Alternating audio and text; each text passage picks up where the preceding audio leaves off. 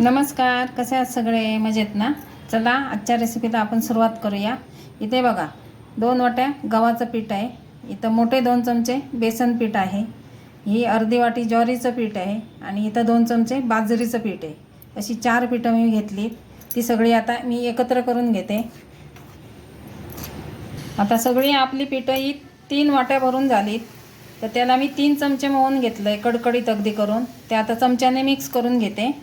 काय तेल गरम असतं, चमच्याने पहिलं मिक्स करून घ्यायचं, नंतर मग हाताने त्याला चोळून घ्यायचं. म्हणजे आपली पुरी येते ना, खुसखुशीत होते. तिखट मिठाची अशी झणझणीत अशी पुरी बनवते मी. काय आषाढ महिना संपत आला, 2-3 वेळा तळणं झालं, पण एकदाही दाखवता नाही आलं काही कामांमुळे. तर म्हटलं आज आपण ही रेसिपी करून दाखवूया. आणि ही पुरी खूप छान होते. आणि आषाढातच असं नाही, आम्ही बऱ्याच वेळा ही पुरी करतो. आता मी हाताने चोळून घेते. मस्त असं लावून झालं आहे बघा, पिठाला चोळून झालं आहे. आता तिखट मिठाच्या पुऱ्या म्हटलं आहे त्यामुळे मीठ चवीनुसार टाकायचं. कोथिंबीर टाकते भरपूर अशी. जेवढी कोथिंबीर घेतली तेवढीच मी कसुरी मेथी पण घेतली, अर्ध केलं आहे. तुमच्याकडे कसुरी मेथी नसेल तर कोथिंबीर जास्त टाका. त्यानंतर टाकूया 2 चमचे तीळ. हा ठेचा केला आहे, याच्यात थोडंसं आलं, लसूण आणि मिरची टाकली. काय ठेच्यामध्ये फक्त मिरची नाही का टाकायची, पुरीमध्ये आलं लसूण थोडंसं टाकायचं, चव खूप छान येते. आणि हा ठेचा तुमच्या चवीनुसार घ्या. लहान मुलांना जरा खायचे असतील ना तर थोडं कमी टाका. थोडीशी हळद. आता मी ठेचा भरपूर टाकला आहे त्यामुळे थोडीशी मी लाल मिरची पूड टाकते. आता हे सगळं मिक्स करून घेऊया आणि थोडं पाणी घालून थोडंसं घट्टसर भिजवून ठेवायचं. 10-15 मिनटासाठी झाकून ठेवायचं. आता मी थोडं पाणी घालून मिक्स करून घेते.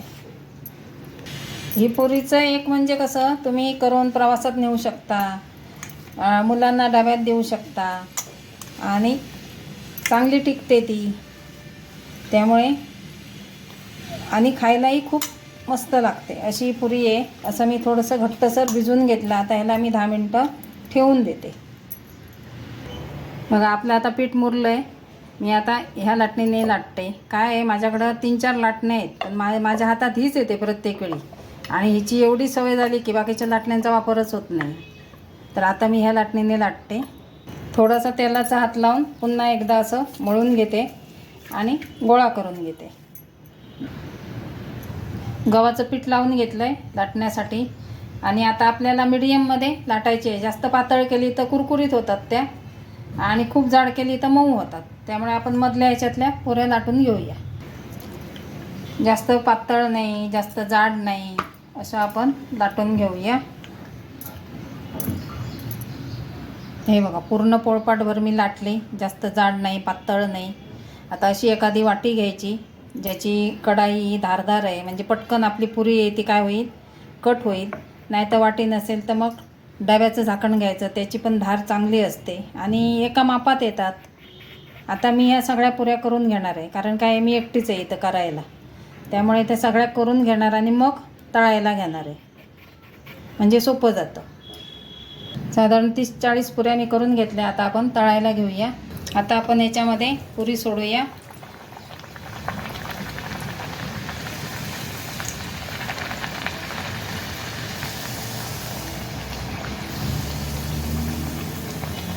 या पुऱ्यांमध्ये आपण भरपूर काय काय टाकलेलं आहे, त्यामुळे त्या खूपच फुगतील असं काही नाही, पण त्या खुसखुशीत होतात बरं का, मस्त अगदी. बघा आपली पुरी मस्त अशी तळून झाली. दुसरी मी सोडली, ते काढून घेऊया.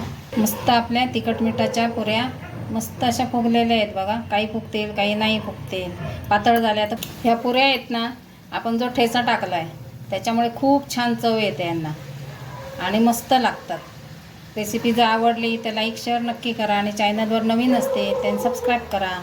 आणि माझी रेसिपी तुम्ही कुठून बघताय ते पण मला कमेंटमध्ये कळवा. एकसारखी आपण जर पोळी लाटली ना तर त्या फुगतात. कुठं जर पातळ झाली तर मग त्या फुगत नाहीत. अशा टम्म गोल गरगरीत मस्त अशा पुऱ्या फुगलेल्या आहेत. नक्की करा. मस्त अशा आपल्या तिखट मिठाच्या पुऱ्या ठेचा घातलेल्या छान अगदी मस्त अशा तयार झालेल्या आहेत आणि खुसखुशीत आहेत. आता फोडून दाखवायची काही गरज नाही, तुम्हाला बघूनच कळलं असेल. माझी रेसिपी आवडली तर नक्की लाईक शेअर करा आणि कुठून बघताय ते नक्की मला कमेंटमध्ये सांगा.